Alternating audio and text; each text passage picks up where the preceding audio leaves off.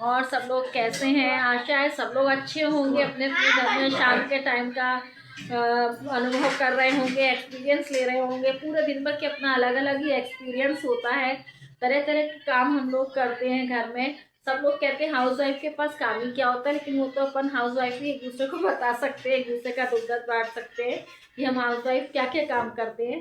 तो बस उन्हीं कामों में से इस समय अब स्टार्टिंग हो गई। अभी मैं थोड़ा सा बैठी थी और मोबाइल लेके ही बैठी थी, क्योंकि वो कुछ ना कुछ सर्चिंग मेरी चलती रहती है कि मैं अपने चैनल को और कैसे ग्रो अप कर सकूं अच्छे से अच्छे तरीके से। तो वही स्टडी करती रहती हूँ। अभी मैं बस उठी थी तो इतने में मेरे हस्बैंड आ गए, वो आउट ऑफ स्टेशन गए थे आज जॉब के पर्पज़ से ही।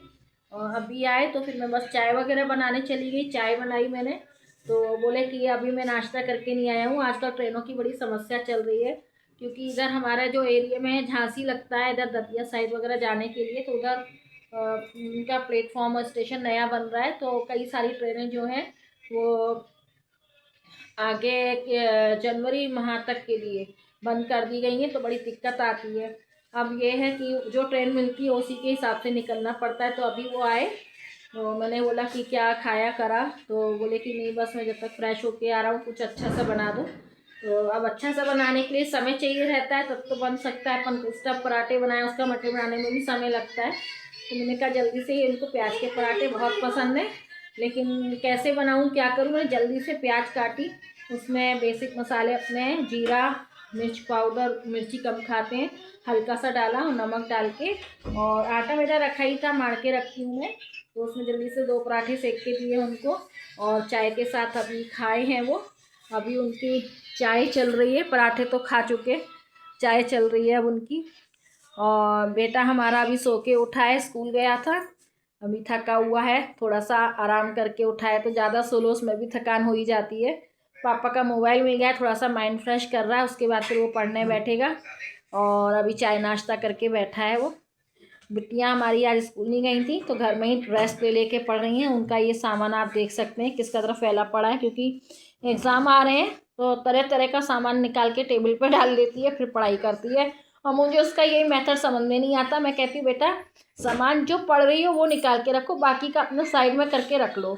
वो कहती है मम्मा मेरी पढ़ाई इस तरीके से नहीं हो पाती, मुझे ऐसे पढ़ाई होती है। मैं कहा चलो तुम अपने तरीके से पढ़ो, बस सबका अपना अपना तरीका है, क्या कर सकते हैं। और मेरे को आज मशीन लगाई थी तो मेरे कपड़े बहुत सारे पड़े हैं, और बालकनी में पड़े हैं कपड़े मेरे बहुत सारे। ठंडा टाइम हो गया है तो कपड़ों का पता भी नहीं चलता कौन सा कपड़ा सूखा हुआ है और कौन सा थोड़ा बहुत नमी रह जाती है। तो ये देखिए कपड़े मेरे फैले पड़े हैं।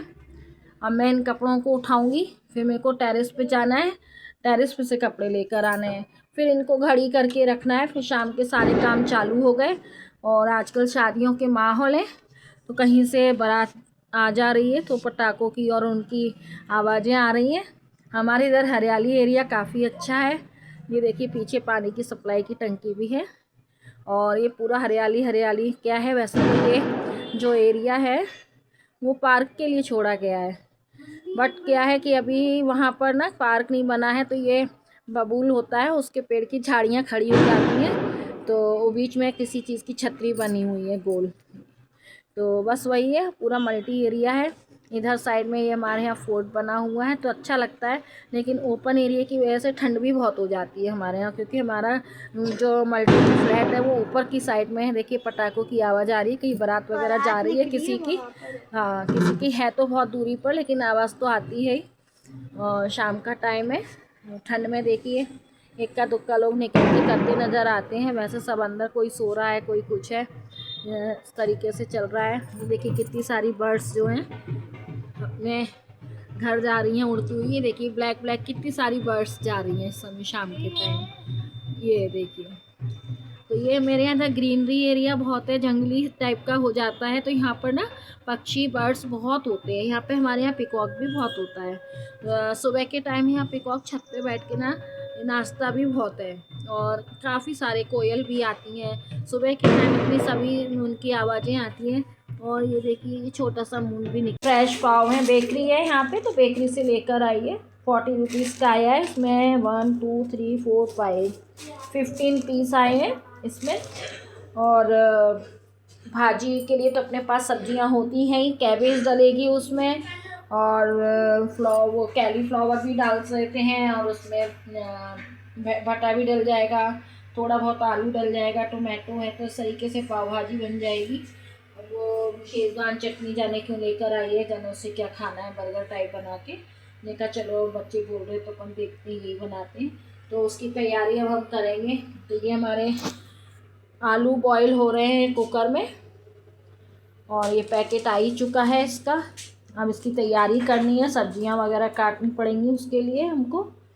थोड़ी मेहनत तो लगती है ही कोई भी काम में।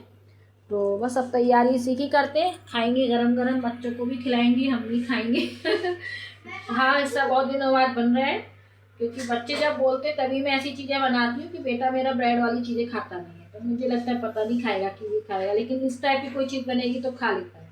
तो बोलता है हाँ मैं खा लेता हूँ। है बेटा सब्जी? नहीं, उसकी सब्जी आप नहीं काट पाओगी, मैं ही काटूंगी। प्याज तो उसी की तैयारी अब मैं करने के लिए लग रही हूँ। मैंने कहा जब तक इसका ही शॉर्ट बनाते हैं, ब्लॉग तैयार कर लेते हैं एक, अभी इतना ही।